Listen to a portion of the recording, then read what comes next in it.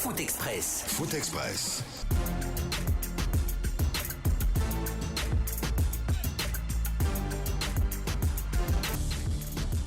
« 74 ans après, le mythique et légendaire club d'Abidjan, Africa Sport, est relégué en deuxième division, miné par des crises intestines entre deux présidents qui se réclament tous la tête de ce club, deux présidents, deux secrétaires généraux, deux équipes. Pire, lorsqu'il y a match de championnat, ce sont deux équipes qui se retrouvent sur un terrain. On est obligé de céder une partie des joueurs pour jouer, honorer cette journée de championnat. Un groupe donne 5 joueurs, un autre groupe donne 6 joueurs, ce qui va faire 11 joueurs pour disputer la journée de ce championnat. On va en parler dans quelques instants avec le président du comité de normalisation. Il s'agit de Yves Zogbo Junior. Il a donc été instauré pour rétablir l'ordre au sein de ce mythique club, ce véritable laboratoire de talent qui a produit plus de 30 footballeurs internationaux, non des moindres à travers le monde entier, notamment Aristide Bansé. On en parle avec lui. Vous le savez, le football ivoirien est sous assistance respiratoire. Depuis quelques mois, on aura dans les prochains jours, pourquoi pas, la présidente du comité de normalisation dans cette émission Foot Express. Mais bien avant, on reste au pays pour parler toujours de ce feuilleton Feggy Foot à son épisode 45. Et il y a un autre épisode qui s'est invité, la suspension du stade de la mission. Oui, on a appris, comme tout le monde, que le stade de la mission ne fait plus partir des sites de compétition de la Ligue professionnelle. Et après le communiqué de la Ligue professionnelle, nous avons vu la réaction du président Bouba Sampil qui a pris tout son temps pour pouvoir expliquer. Voilà. Et ces derniers temps, on nous fait même croire que la Ligue professionnelle a pris la place de la commission de discipline. Dont on ne parle pas trop quand on parle des commissions. Et c'est une commission qui existe à la Fédération guinéenne de football. Et donc aujourd'hui, les fantômes. Aujourd'hui, moi je pense s'il y a vraiment quelqu'un ou une structure ou un club vraiment qui met des mélottes sous les pieds, si vous voulez, de la Fédération guinéenne de football, c'est bien l'AS Kaloum. Parce qu'à ce niveau, on parle d'élection, on parle de stade, on parle tous les problèmes qui viennent. Est devenu le zombie du football. Voilà, mais à ma connaissance, depuis des années, certes, il y a eu des suspensions des stades ici, peut-être par rapport aux incidents qui arrivent entre les supporters et autres, mais par refus des responsables du stade qu'on arrive à compéter un championnat national, et ça c'est autre chose. Et alors qu'il y a des preuves, parce que si vous écoutez le secrétaire général de la Ligue professionnelle, il paraîtrait, il y a eu des discussions entre lui et les responsables du stade. Vous avez le Kaloum FC qui réside, d'ailleurs comme son nom l'indique, depuis plusieurs années sur ce terrain, depuis que l'AS Kaloum n'avait pas fait cette pelouse synthétique. Vous avez le président de la Ligue professionnelle qui s'est mis dans la date, qui a voulu intervenir pour pouvoir arranger tout, mais malgré tout ça n'a pas pu, et je pense qu'il ne faut pas donner l'impression que les stades sont privés. Écoutez ce que je suis en train de dire. Mais est-ce que ce n'est pas des querelles de personnes? Mais c'est les élections, c'est tout ce qui se passe à la Fédé. C'est les effets, c'est ces effets-là qui sont. Vous avez un Mamadou Blaise qui est le président de Kaloum FC, voilà, qui est le président du Kaloum FC, qui fait des sorties médiatiques sans langue de bois et qui ne fait pas de cadeaux. Qui dit que Bouba et Super doivent être bannis du football. Bannis du football, et il parle de tous ces problèmes et ses conséquences directes sur son club. Moi, je pense, Bouba aussi, au nom, disons, d'un engagement formel. Oui, il a lui et la Ligue. Oui. C'est réservé le droit de refuser. Même s'il parle des autres clubs qui ont signé des partenariats et tout ça. On parle de la Renaissance, on parle aussi de FC Séquence, de l'ASFAG et tout. Mais ce qu'il faut comprendre. Rapidement, le stade peut être privé, c'est important. Mais il faut comprendre que c'est sous l'étendue du territoire national qui appartient à l'État. Et le championnat, ça se joue sur le plan national. Il donne le plein droit d'utiliser le terrain qu'il veut. Si vous pouvez faire des terrains où on ne peut pas jouer un championnat, je pense qu'il faut se trouver un domaine comme KPC vient de le faire, comme avec Antonio Soare l'a fait. Mais quand vous avez même pas le stade Pédisori, les centres de formation qui se construisent, mais quand vous avez quand même un terrain comme le stade de la Mission, nous connaissons tous l'histoire, comment c'est arrivé là. Vous ne pouvez pas quand même refuser une équipe de venir jouer son championnat. Mfamara va me dire le contraire. Mais je sais bien que ça, ce n'est pas une très bonne image pour ces responsables qui ont refusé qu'un match de football se joue. Parce que tout ce que nous faisons, nous voulons que le ballon roule. très tranchant. Famara Bangoura, porte-parole du candidat Boubacar Touré. Bonsoir, bonne arrivée. Bonsoir à Paul, bonsoir au coach Véron et bonsoir à vos millions d'auditeurs et de téléspectateurs. Ouais, on sent de la pêche dans ta voix, Famara Bangoura. Envie de parler. Alors, le dernier courrier de la FIFA, on va en parler parce que c'est un courrier qui prête à débat, qui prête à diverses interprétations. Vous, au sein de votre camp, comment est-ce que vous comprenez son contenu? Bon, moi je pense bien que il n'y a pas de confusion donc là-dessus. Comme ça a été toujours le cas, l'Escalon est un club donc légaliste, est un club qui dit et qui respire avec les procédures et les statuts de football. Les dirigeants maîtrisent parfaitement donc le contenu des différentes les différents textes donc de notre football et du football mondial. Et voilà, donc moi je pense bien que pour ce dernier courrier, proprement dit, c'est encore clair, tout cela prouve à suffisance qu'il n'y a qu'un seul candidat au poste de président et qui n'est autre qu'Aboubacar Touré. Il n'y a pas de confusion là-dessus. C'est vrai que nous avons entendu différentes interprétations comme ça a été toujours le cas, mais nous, l'histoire nous donne toujours raison. Moi je pense bien que les gens doivent savoir lire entre les lignes.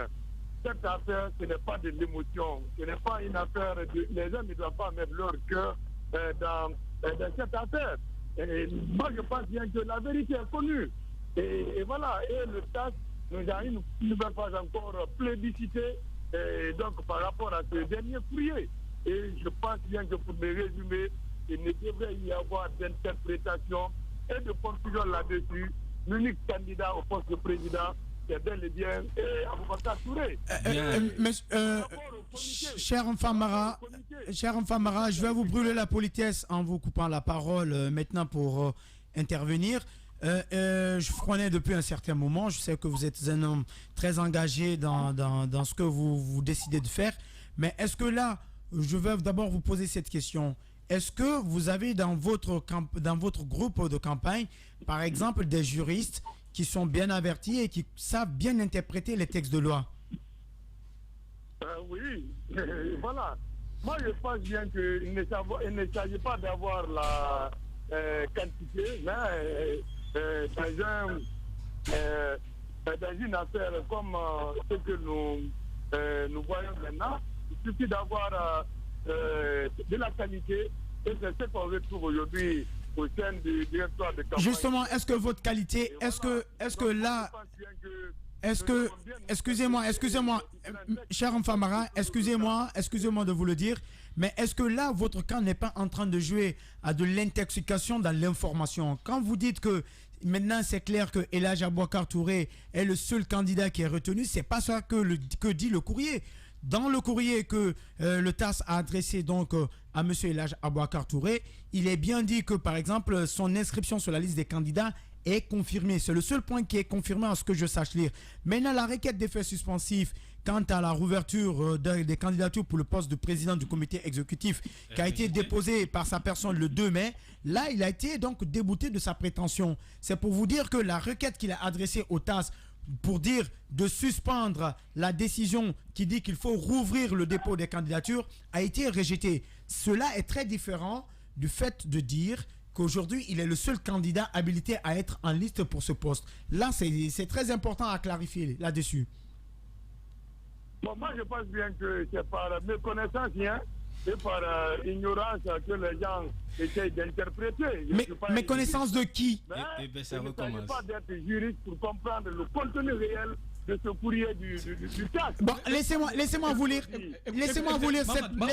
cette disposition, s'il vous plaît. C'est très important. Maman, s'il vous plaît. S'il vous plaît. On va s'écouter. La FIFA connaît. Attendez, Mfamara. Je veux juste lui lire. Je vais faire le résumé. Non, moi, c'est pas ça.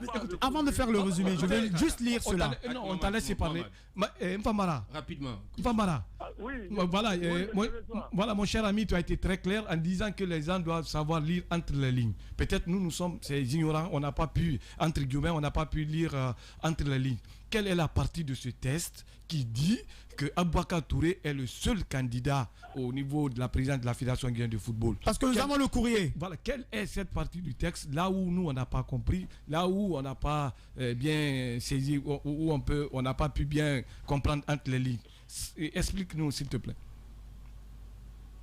Bon, moi je n'aime pas trop aller dans ce cas-là. Et comme je l'avais tantôt dit, nous, notre position est connue. Ce n'est pas non, ce n'est pas la question. La partie du texte, vous avez vu le texte. Écoutez, Famara, écoutez. Il est en train de répondre, coach. On va l'écouter. Ce qu'on a dit, c'est avéré vrai. Il fait des commentaires. Ce notre courrier du TAS vient nous remporter. Non, je ne suis pas d'avis. La partie, je suis désolé de le dire. J'aime bien l'AS Kaloum. Je le dis haut et fort. Je suis supporter dans l'âme de l'AS Kaloum. J'aime bien cela. Mais là, c'est pas vrai. Écoutez, mais je l'ai toujours dit. Moi, je suis supporter de l'AS Kaloum. Mais à un moment, lorsque le club agit d'une certaine façon, je prends du recul pour bien observer et pour bien réagir. Et là, je suis en train de réagir avec mon cher Famara, que je considère comme mon grand frère. Là, je suis désolé de le dire, mais ce n'est pas ça que le courrier est en train de... c'est pas ce qu'on peut lire dans le courrier. On ne peut pas défendre un courrier. C'est pas vrai. On n'a même pas la maîtrise. Il faut faire attention.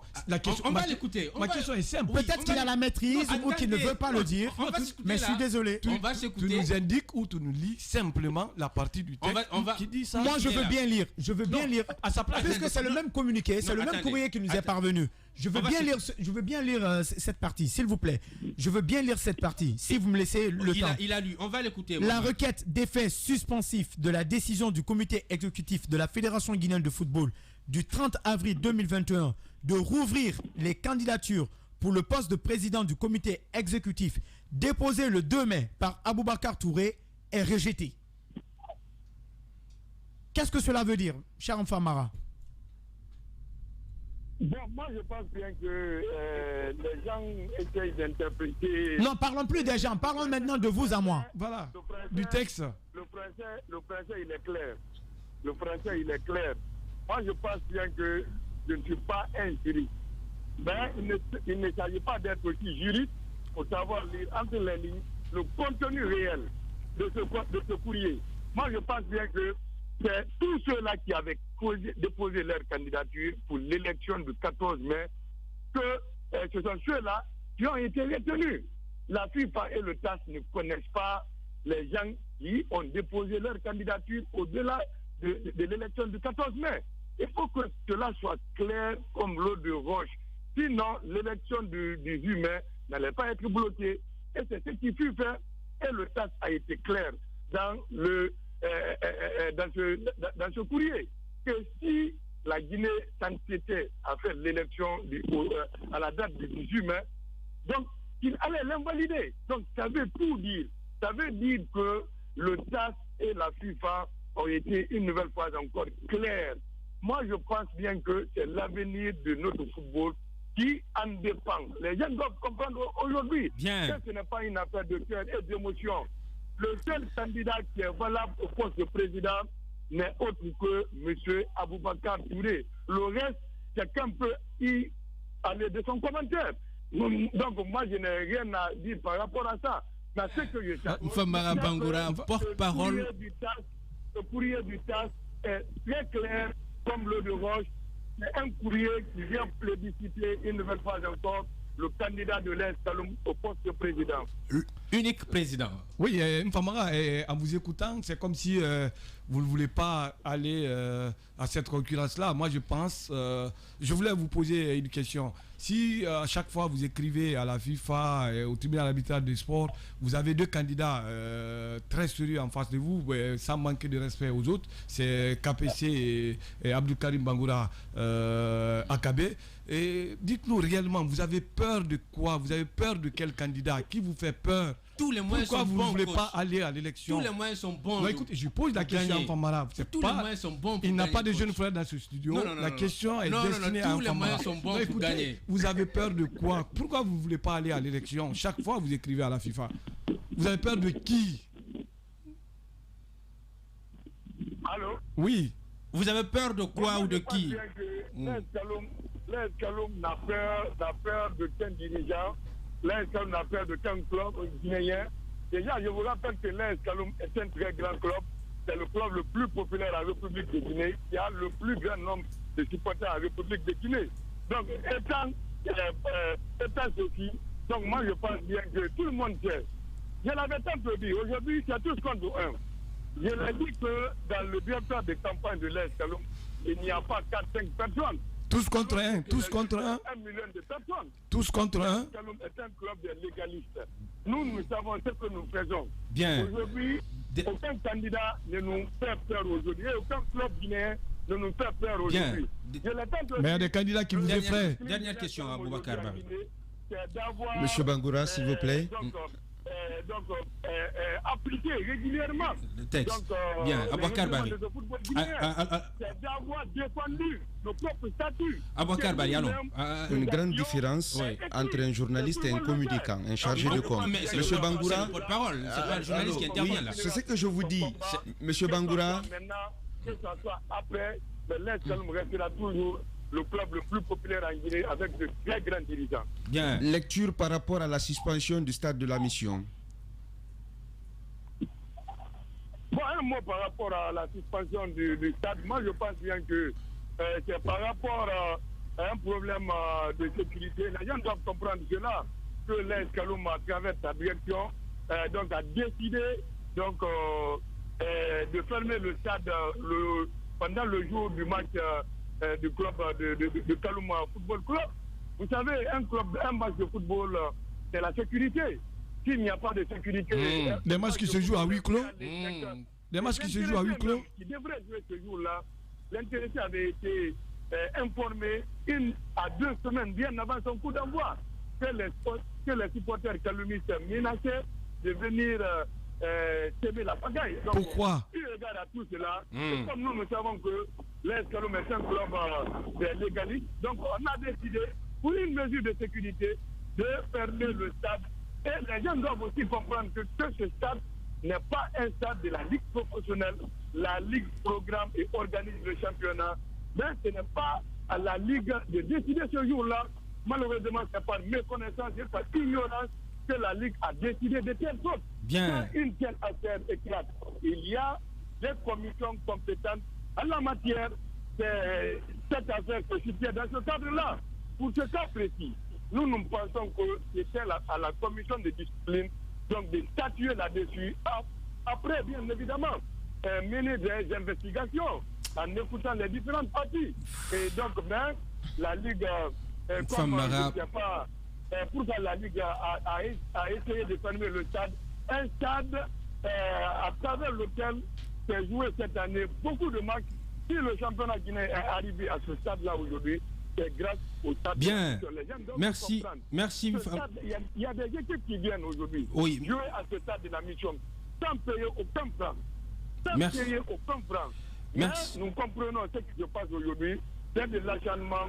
C'est une sorte de règlement de compte. Sinon, la Ligue n'était pas du tout compétente pour décider de la suspension de ce stade. Bien, Famara Bangoura, porte-parole du candidat Aboubacar Touré. Son article 12, c'est à la commission de discipline de statuer là-dessus. Merci. Là, je suis désolé, si c'est à la Ligue de prendre la décision, cela prouve à suffisance qu'en Guinée, on a encore un problème de dirigeants. Bien. Et ça se voit depuis d'ailleurs le début de ce projet. Merci Mfamara Bangoura d'être passé dans cette émission Foot Express. Mfamara Bangoura, je rappelle qu'il est le porte-parole du candidat Aboubacar Touré qui étiquette son club d'être le gendarme. Qu'il soit légaliste, j'aime bien cela. Quand on veut être légaliste pour bien respecter les procédures et bien respecter les choses. Voilà. Mais pour vite résumer, je suis désolé de le dire, encore une fois de plus, ce n'est pas ça que le courrier nous dit. Le courrier ne nous apprend pas à quel âge Aboubacar Touré devrait être le seul candidat en liste pour le poste donc de président de la Fédération guinéenne de football. Et autre chose sur le stade, je pense qu'aujourd'hui il faut voir les choses en amont. Il parle d'un problème sécuritaire.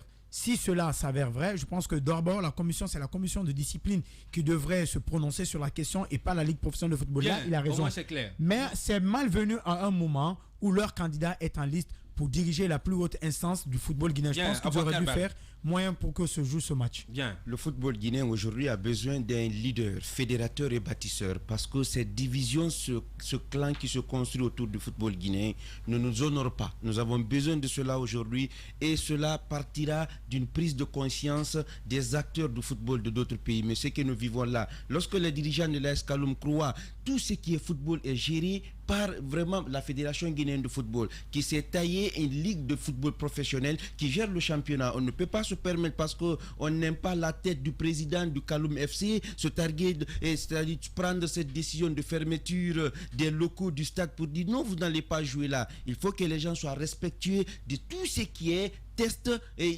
qui résiste le football de d'autres pays. Qui résiste voilà, exactement, Paul. Moi, je reviens sur les mots d'Infamara. Les gens doivent comprendre. Les gens doivent éviter l'amalgame. Si c'est l'AS Kaloum qui crée l'amalgame. Oui, non, si c'est l'AS Kaloum qui crée l'amalgame. En tant que non, je ne viens pas le dire. Si c'est l'AS Kaloum. On va le dire. Tu le dis. Qui crée l'amalgame. Non, il ne faut pas le glisser ce qu'il ne veut pas dire. Ne me fais pas avaler ce que je ne veux pas avaler.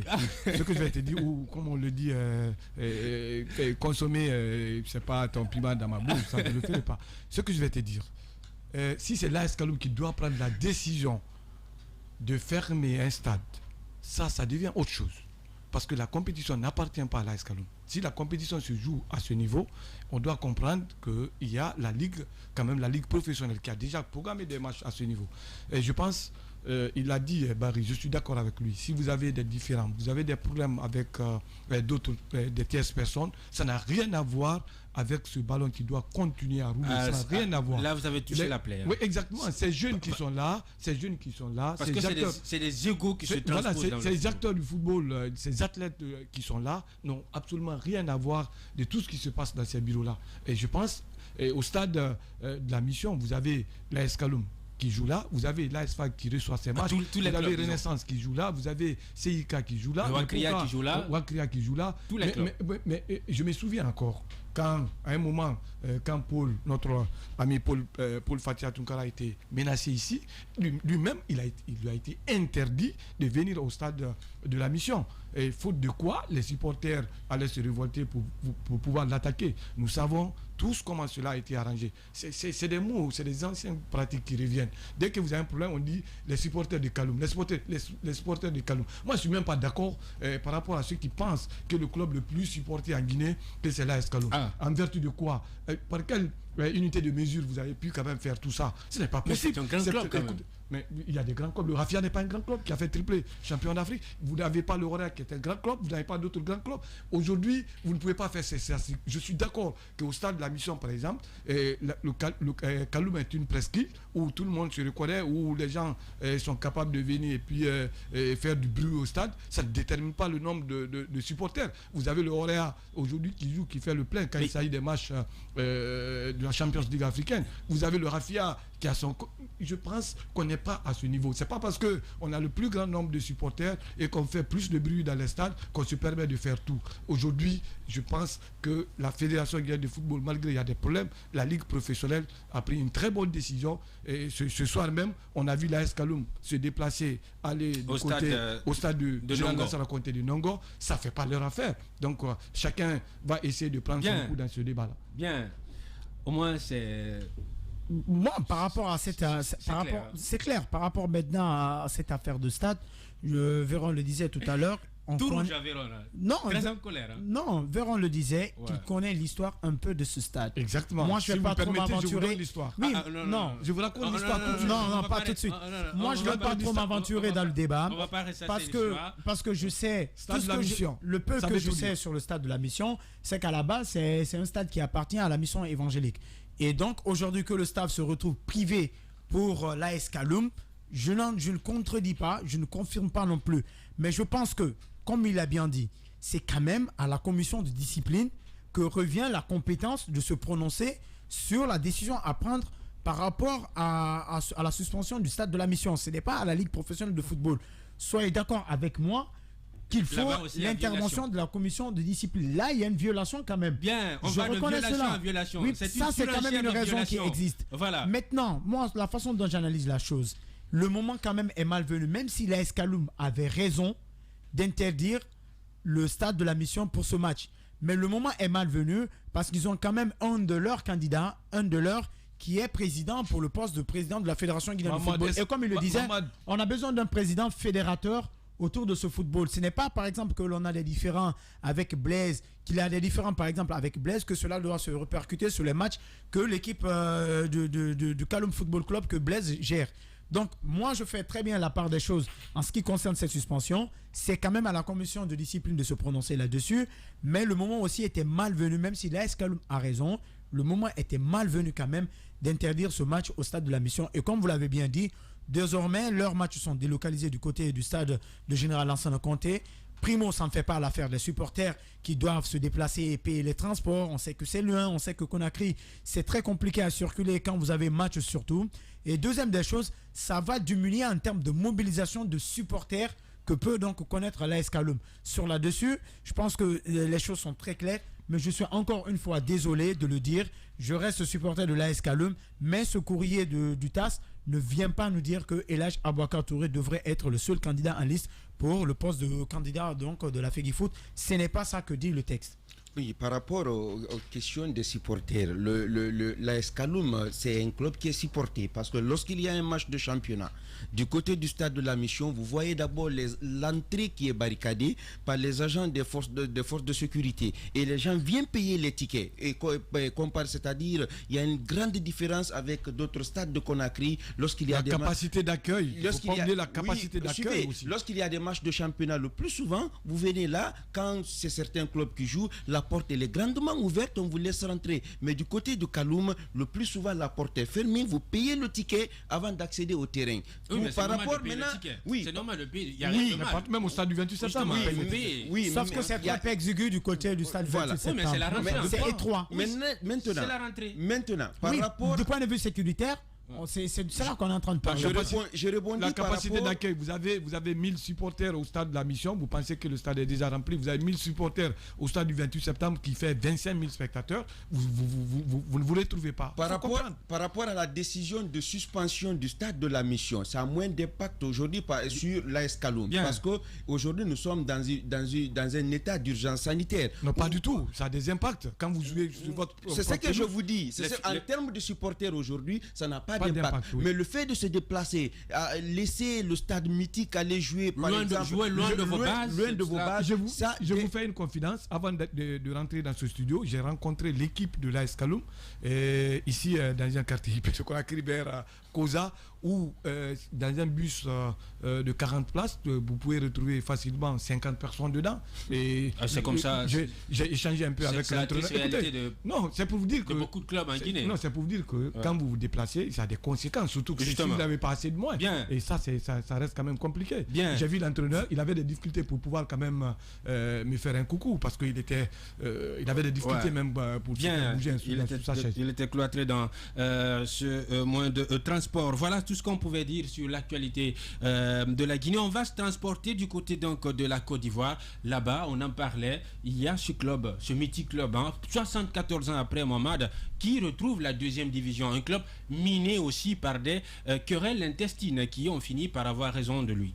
Oui, donc comme vous le disiez, c'est très dommage de voir un tel club avec une très grande histoire être relayé en deuxième division, l'Africa Sport d'Abidjan.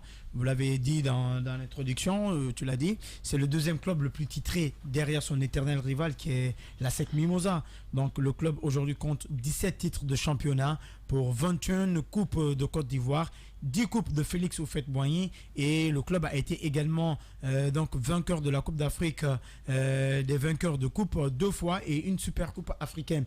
C'est pour vous dire aujourd'hui que l'Africa Sport est dans une crise qui ne devrait pas exister du point de vue son histoire, du point de vue donc sa réputation. Mais après, moi, cela ne m'étonne pas parce que depuis le dernier titre remporté par cette équipe, c'est depuis 2017. Et ça aussi, ça reste la Coupe nationale. Bon, depuis maintenant 10 ans, on est en train de voir que le club, petit à petit, il est en train de sombrer. Ça a mal commencé cette saison avec, je crois, 4 matchs nuls d'affilée qu'a connu le club. Et il lui a même fallu instaurer 2 victoires en 12, je crois, 12 matchs. 2 victoires en 12 matchs. C'est qu'il reste très peu pour un club qui a grandi, qui n'a plus besoin de prouver quoi que ce soit.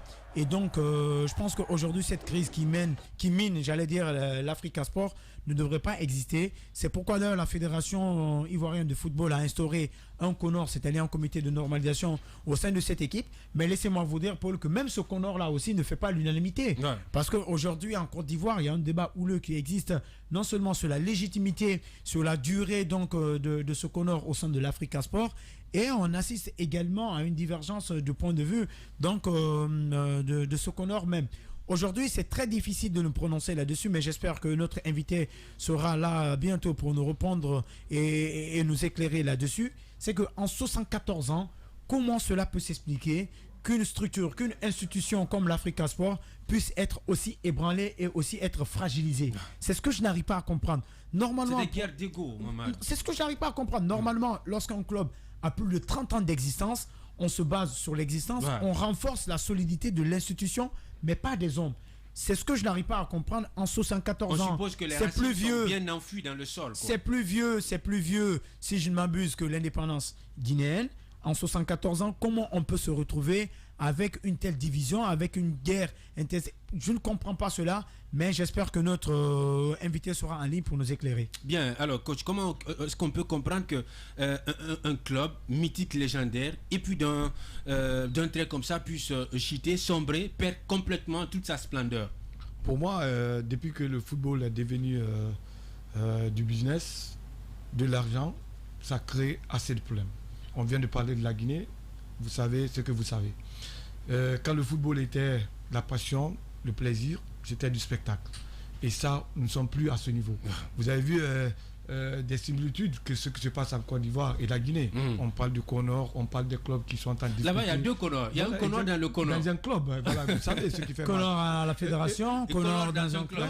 Donc ça veut tout dire. Aujourd'hui, ces acteurs du football n'ont pas d'intérêt, ils n'ont pas d'intérêt à ce niveau parce que ça ne peut pas quand même arranger. Quand vous descendez, je pense la meilleure façon c'était de descendre en Ligue 2 sur le terrain sans problème, mais avec ces problèmes là ça se comprend tout de suite. C'est un manque d'union qui les envoie à ce niveau. Tout à l'heure tu le rappelais, quand vous avez un match, il faut une équipe mixte. Une équipe mixte. Ouais. Et c'est compliqué. S'il n'y a pas l'esprit d'équipe, comment vous pouvez gagner vos matchs? Et le plus grave dans ça, Véron, c'est que le système de maintenant du championnat ivoirien se joue en play-off. C'est des play-offs, c'est-à-dire que c'est reparti en deux poules de 7 équipes. 7 équipes, ouais. Et là, c'est là que l'Africa d'ailleurs au sport a sombré. Avec seulement 6 concurrents, elle n'a pas pu donc relever la tête. On s'imagine mal. 2 petites victoires en 14 matchs. On s'imagine mal maintenant, si c'était un championnat disputé de façon intégrale comme cela se faisait avant, comment cette équipe allait s'en sortir. Et aujourd'hui, je pense que ça prouve à suffisance tous les résultats qu'ont connus donc l'Africa Sport. Si vous voulez, je peux faire un récapitulatif. Je le disais donc, il y a eu 5 matchs nuls d'affilée. Les 5 matchs nuls, après il y a eu une défaite et encore ça ne suivi un match nul. La première victoire c'était contre le Sporting Gagnois et la dernière victoire c'était contre l'Académie de Fad. Donc 2 seules victoires pour 4 matchs perdus et je crois 6 nuls si mes calculs sont bons. Ce qui veut dire qu'aujourd'hui le club a vraiment besoin de sortir la tête de l'eau.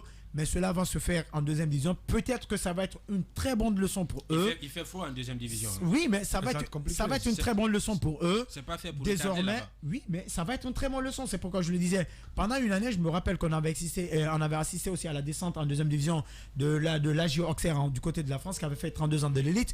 Du côté de la Guinée, il y avait l'ASFAG aussi qui descendait. Et vous voyez comment en Italie, on a vu la Juventus. Vous voyez comment ces clubs-là sont revenus un peu plus tard au niveau donc, de l'élite. Ils sont revenus plus forts. Je pense que désormais, ça va être une leçon du côté d'Abidjan pour les acteurs donc, de l'Africa Sport qui vont désormais comprendre qu'il faut renforcer la solidité de l'institution, mais pas des hommes dans la gestion donc, du football.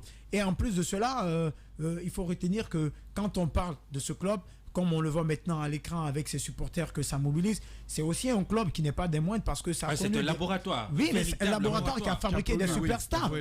Vous avez par exemple Popizet Kader Keita qui est devenu un aiglon aussi, qui a joué à l'Africa Sport. Vous avez beaucoup d'autres noms, si vous me laissez le temps de vérifier, notamment le Camerounais Joseph Antoine Bell également, qui a connu les aiglons, la sélection des aiglons. Donc c'est pour vous dire que c'est un grand laboratoire. du football ivoirien qui va désormais se retrouver donc dans une situation très compliquée à vivre. Dommage, hein. On aurait pu éviter cette situation disons, honteuse que traverse ce géant d'Afrique au pied d'argile. C'est ce que le coach Véron a résumé. Le football, c'était le plaisir. Il y avait une idéologie derrière le club. Mais aujourd'hui, c'est la course au trésor. La course au trésor, et puis les hommes sont là. Lorsque les intérêts sont menacés, on regarde la tête des gens pour dire non, il faut vraiment scier la personne qui est là. Parce que lorsque le club fait un résultat, c'est tel qui est président, tout le privilège va lui revenir. Ce club aujourd'hui, cette descente-là, après 74 ans d'existence en Ligue 1 ivoirienne, va leur donner une grande leçon. Ce comité de normalisation mis en place, c'est pour une manière de réfléchir sur comment rebondir et revenir encore se battre pour revenir en Ligue 1, peut-être récupérer cette place d'antan qu'ils avaient. Mais une fois de plus encore, il faut que les gens un peu comprennent. Mais l'Afrique, le plus souvent, c'est les mêmes réalités. La Guinée, la Côte d'Ivoire, c'est deux poumons dans un même corps. Ouais. Aujourd'hui, on a Yves Zogbo Junior, qui est le président du comité de normalisation de Africa Sport. C'est un homme multitâche, multifonction, journaliste, animateur. C'est l'actuel conseiller en communication du ministre de la Justice côté de la Côte d'Ivoire. Quand on est président du comité de normalisation d'un club, quelle va être la première tâche à laquelle on doit s'employer? Bon, pour ne pas parler comme les autres, pour moi, ce qui doit réunir tout le monde, quand il s'agit d'une association, quand il s'agit d'une entité sociale, c'est d'abord les tests. Si vous avez des tests bien rédigés, ça vous permet d'éviter certaines choses. Chacun doit avoir ses prérogatives, chacun doit savoir où se limiter. Pour moi, par rapport à ce qui se passe au niveau de l'Africa Sport, la responsabilité est déjà située. C'est au niveau de l'administration. On ne peut pas reprocher grand-chose à la technique, ceux qui sont sur le terrain, parce qu'on le dit souvent dans nos différentes émissions, c'est au niveau de l'administration qu'on doit prendre le dessus. Quand vous avez votre adversaire qui est au-dessus de vous au niveau de l'administration, je pense sur le terrain vous allez ressentir ça tout de suite. C'est ce qui s'est passé de ce côté. Et aujourd'hui, ce président du comité de normalisation, je pense qu'il a du pain sur la planche. Parce que quand vous avez deux parties qui n'arrivent pas à s'écouter, à s'entendre, pour pouvoir les mettre dans un même panier, ça deviendra compliqué. Parce qu'on peut jouer sur un club, même étant ou ne pas être dans le groupe, à distance, vous pouvez faire du mal à un groupe, à une équipe de football. Et là, ça peut se passer comme ça. Parce qu'aujourd'hui, certes, d'autres vont sortir mécontents. Tout le monde ne sera pas content de la décision. Mais quand même, l'essentiel, ça a été dit, ce club de Africa Sport ne mérite pas ça. Et imaginez ces joueurs qui proviennent de ce club. Imaginez ces dirigeants qui ont bâti ce club. On parle de 1947, si j'ai bon moment. Ce club-là a été mis en place. Et aujourd'hui, même dans les tombes, ce club-là est suivi parce qu'il y a des gens quand même qui se sont sacrifiés pour la mise en place. Je pense que ce bébé devrait être conservé. Ça ne devrait pas se passer ainsi. Mais malheureusement, on les a donné une leçon de la vie. Ça va les permettre, comme le disait maman tout à l'heure, de bien rebondir, de trouver les mots, de trouver les solutions pour être à la place vraiment qui devrait. Parce que je me rappelle d'un match de la Ligue des Champions où j'ai vu le Raja de Casablanca se faire humilier du côté de Abidjan contre une équipe de Africa Sport. Et je pense à l'époque c'était un match, excusez-moi, je ne suis pas xénophobe, mais c'était l'Afrique noire contre le Maghreb.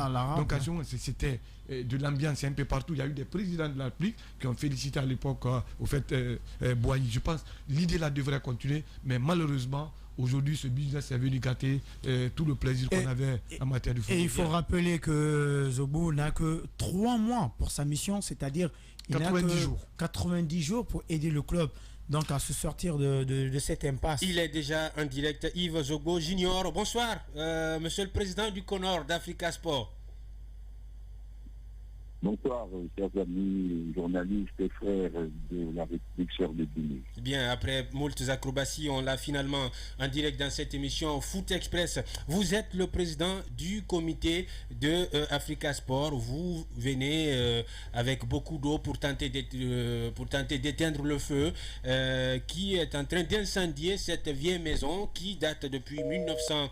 Il est parti, on va tâcher de lui revenir, de considérer donc cette distance Conakry-Abidjan. Voilà. Mohamed, il s'est arrivé un jour où les joueurs, le personnel du club a menacé de débrayer, et même a mis la menace en exécution. Et pour honorer cette journée du championnat, il y a le deuxième président qui a fait venir des mercenaires et pour aller jouer le match du championnat. C'est de là que ce bicéphalisme-là est né. Les quelques supporters ont décidé de mettre en place un nouveau bureau avec à la tête un nouveau président, et c'est ce bicéphalisme-là aujourd'hui qui a résisté au temps. L'erreur part de là, justement, lorsque vous avez des employés qui vont à l'encontre de vos décisions et qui disent pour telle raison, nous souhaiterons que les choses se passent autrement. Je pense que c'est cela qu'il faut chercher d'abord à résoudre. C'est comme si, excusez-moi un peu, peut-être l'analogie va être bête, c'est comme si vous voulez vous venger de votre femme en trouvant une autre femme, peu importe et à quel prix. Et que vous retrouvez en cette deuxième les mêmes, ou presque d'ailleurs, qu'elle est pire que la première. Ouais. Je pense que c'est ce qui est arrivé aujourd'hui. Il aurait dû chercher à résoudre en amont le problème qu'il y avait et continuer avec la même équipe pour plus tard prendre des mesures, voir comment renouveler l'institution. Mais au lieu de faire cela, je pense qu'il a voulu jouer un peu au plus malin pour dire écoutez, si vous ne voulez pas faire mon affaire, je vais trouver quand même d'autres personnes. Et aujourd'hui, voilà où ça nous mène. J'espère en tout cas que ce club va se sortir donc de cette situation, parce que nous avons besoin de voir franchement du côté de la Côte d'Ivoire le football se jouer. On sait que c'est un championnat maintenant qui est très médiatisé, qui passe d'ailleurs sous les antennes de nos confrères de Canal+. Ça arrive à un moment où l'Africa Sport descend en deuxième division. Je pense que ce n'est pas très bien réfléchi. On aurait d'ailleurs cherché plutôt à faire jouir cette équipe de ce moment de privilège que connaît la médiatisation du championnat ivoirien. Avec les droits d'image qui avec les droits d'image maintenant qui sont là, voilà une opportunité qui n'a pas été saisie par les dirigeants de l'Africa Sport. Bien. Alors, je reste avec vous pour vous dire merci. Merci, coach Véron. On n'a pas vu le temps passer. Hein. Oui, merci, avec un plaisir, mais pour ce qui m'étonne, oui, rapidement. Même si on n'est pas en forme, quand on rentre dans ce studio, on est transcendé, voilà. Ouais, sinon, on est rentré dans ce studio avec une batterie très faible, à 3%. C'est ça la magie du micro. Les Diakanké, vous avez cette magie, on dirait. C'est la magie. J'ai rien dit. C'est la magie du micro. Abouakar Barry, merci d'être passé. C'était un devoir. Allez, Mohamed, jeune juriste, merci. Le plaisir était pour moi. Merci à Abdulrahad Dramé à la réalisation côté radio, à la technique. Merci à l'équipe de Lamine Sidibé, Fauté, Salimou, Fofana. Merci à tous et à toutes de votre aimable attention. Moi, je vous donne rendez-vous demain dans le plus long des mornings avec celui qui construit sa légende au présent, Lamine Girassi à la radio, à la télé, avec l'ange de la bonne humeur. Bad, prenez soin de vous, où que vous soyez. On vous aime sur Radio Espace et sur Espace TV. La Foot Express.